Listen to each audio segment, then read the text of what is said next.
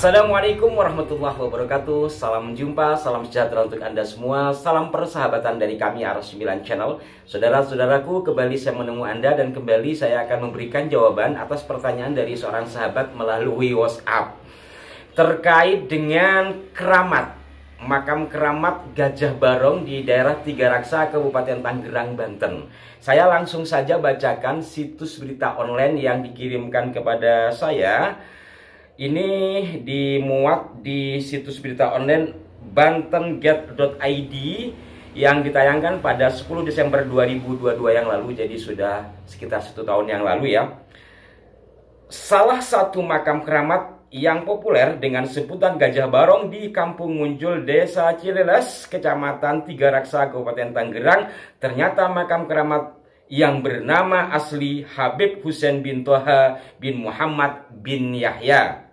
Makam keramat Habib Husein bin Toha bin Muhammad bin Yahya atau biasa dipanggil Gajah Barong ini diresmikan oleh Abuya Ki Haji Tohawi atau Abah Entoh dari Cilongo pada hari Jumat malam Sabtu 9 Desember 2022 pukul 19.00 sampai dengan selesai di Astana Keramat Syekh Gajah Barong Kampung Munjul RT 001 003 Desa Cileles Kecamatan Tiga Raksa Kabupaten Tangerang, Banten. Saya langsung fokus kepada kenapa makam keramat yang sejak mula dikenal sebagai Ki Gajah Barong ini kemudian diresmikan menjadi seorang Habib bermarga bin Yahya ya. Saya bacakan lanjutan ceritanya.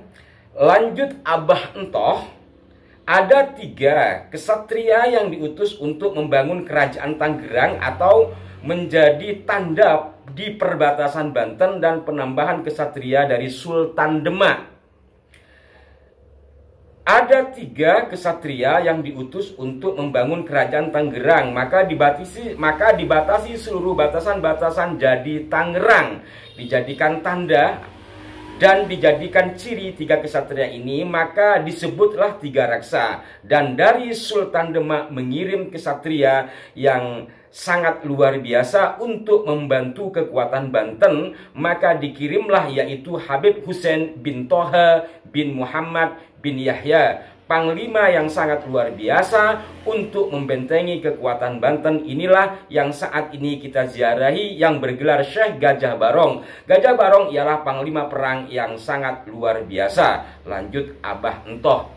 Jadi terkait dengan nama Tangerang, ada yang mengatakan dari Tatenger itu ya, jadi tanda. Pada bagian berikutnya dijelaskan, Abah Entoh menjelaskan bahwa Habib Lutfi bin Yahya yang menjelaskan makam Syekh Gajah Barong kepada Abah Entoh dan Abah Entoh sebagai penyambung lidah dari Habib Lutfi bin Yahya. Tutup Abah Entoh dalam tausiahnya. Jadi intinya Gajah Barong, keramat Gajah Barong di Tiga Raksa itu kemudian menjadi Habib Husein bin Toha bin Muhammad bin Yahya, itu disampaikan oleh Abah Entoh dan Abah Entoh mendapat informasinya dari Abah Habib Lutfi bin Yahya. Ini pengakuan yang ditulis atau diinformasikan melalui situs berita online.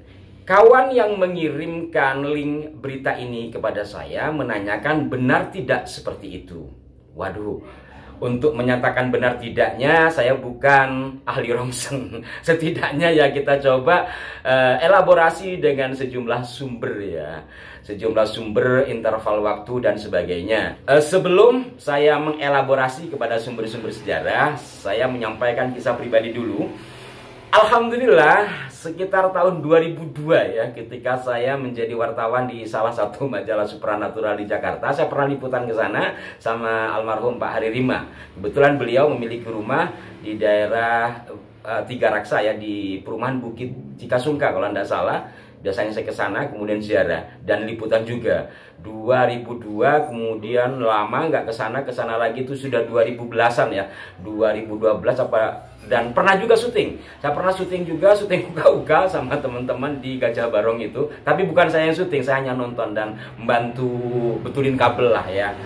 Memang setidaknya sejak tahun 2002 sepengetahuan saya hingga saya terakhir ke sana 2017-an kalau tidak salah, belum bernama dan belum ada rembes-rembes bahwa Gajah Barong ini seorang Habib. Baru informasi tadi itu yang membuat saya juga terbelalak, karena pada saat itu saya juga sempat investigasi ya, nanya ke warga setempat benar apa siapa beliau dan bagaimana beliau. Memang menurut penuturan warga itu dikait-kaitkan dengan seorang tokoh kesatria dari Banten seperti itu. Ya memang wilayah sana ya wilayah Banten kan.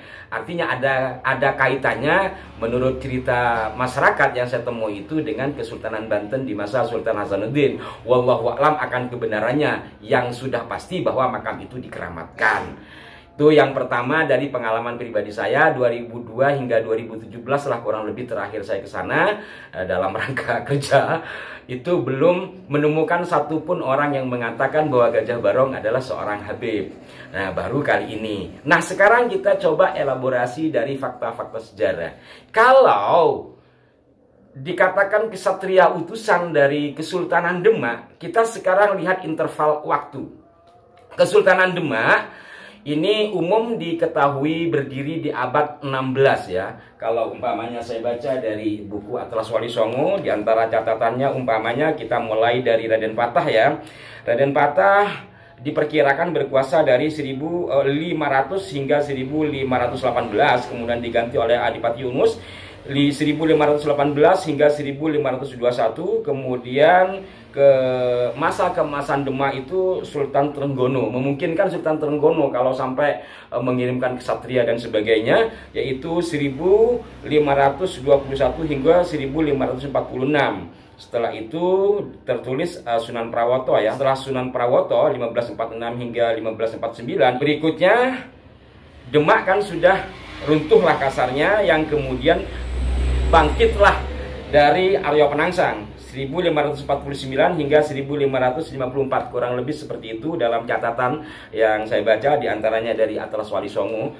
Secara umum dikatakan memang Demak adalah kerajaan Islam pertama di Jawa, walaupun nanti ada lagi ternyata kerajaan yang lebih tua dari Demak.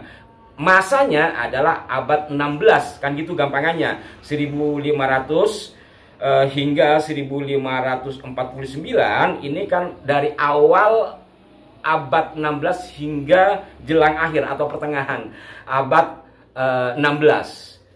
Kira-kira adakah marga Ba'alawi yang sudah bermigrasi ke Nusantara secara khusus ke Demak pada abad itu? Ini juga menjadi penting, saudara. Menjadi penting.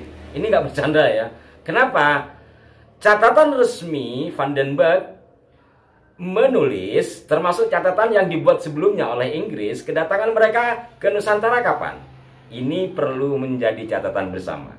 Dari data resmi Belanda, hasil penelitian LWC Van den Berg yang melakukan riset itu dari 1884, 85, 86 diterbitkan ya oleh Hadramaut.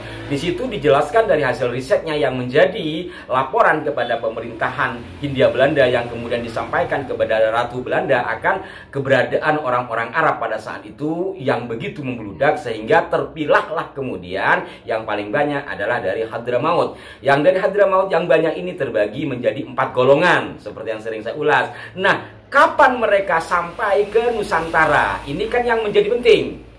Setidaknya pertengahan abad 18, jadi 1700 pertengahan lah.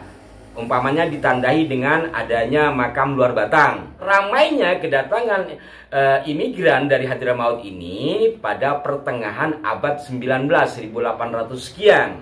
Artinya kurun waktu kedatangan mereka itu antara 1700 pertengahan atau akhir hingga awal abad 20 sebenarnya.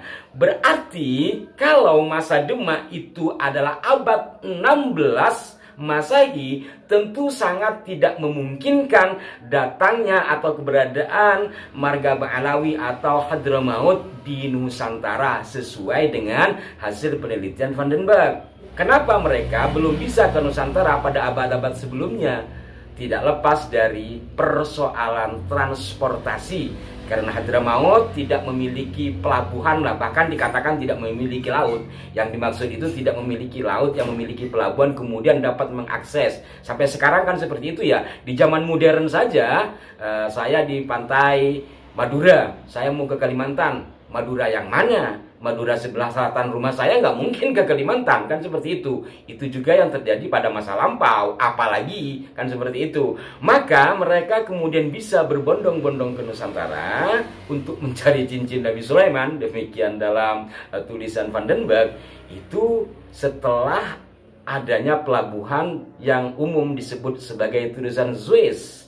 Dari sana mengakses kapal, dari kapal layar menjadi kapal uap, menjadi kapal mesin, yang kemudian sampailah mereka entah dengan jalan kaki, entah dengan naik onta dan sebagainya, dari Hadramaut menuju tulisan Suez. Kemudian dari tulisan Suez bisa ke Nusantara melalui Singapura. Kalau sebelumnya Nusantara pelabuhan besarnya adalah Aceh, Serambi Mekah. Sejak masa itu, sejak adanya pelabuhan tulisan Suez yang mengakses ke Nusantara, Singapura menjadi tumpuan. Sampai akhirnya di Singapura itu, kalau istilah sekarang itu ada penampungan TKA, Tenaga Kerja Arab Hadramaut. Itu laporan Van den Berg, saking banyaknya. Nah, fokus lagi kepada persoalan awal. Kalau sebelum abad-abad itu, dari mana mereka atau naik apa ke Nusantara? Ini realistis, ini logis. Bicara sejarah adalah bicara logika. Jadi nggak ada kisah terbang. Atau mungkin bisa juga kalau memang Habib Muhammad yang memiliki anak Habib Toha memiliki anak Habib Hussein tadi, beliau berada di Mekah, berada di Jeddah, atau berada di Malabar karena memiliki akses pelabuhan dari Malabar ke Serambi Mekah ya, ke beberapa wilayah di Nusantara. Benar nggak ada data seperti itu? Dan kembali lagi kepada ulasan Van den Berg, itu ada rincian-rincian setiap marga kapan ke Nusantara. Dan juga menempati wilayah-wilayah, mulai dari Batavia, Madura hingga ke Singapura. Nah, dari sini saudara-saudaraku, memang perlu ditelaah ulang, benarkah keramat Gajah Barong itu adalah Habib Hussein bin Toha bin Muhammad bin Yahya. Demikian, mudah-mudahan dapat dipahami, dan mari kita tetap jaga persatuan, bukan untuk saling membenci, tapi lebih kepada menyadarkan kita semua apabila ada pembelokan sejarah. Terkait dengan hal ini, saya tidak memutuskan ini pembelokan atau bagaimana, perlu diteliti ulang sesuai dengan kedatangan saya 2002 yang silam hingga 2017 di Tiga Raksa, dan dari interval waktu kedatangan orang-orang Hadramaut ke Nusantara, serta bukti-bukti lain yang bisa kita ulik. Mudah-mudahan bermanfaat. Mohon maaf jika ada kekeliruan. Sampai jumpa. Wassalamualaikum warahmatullahi wabarakatuh.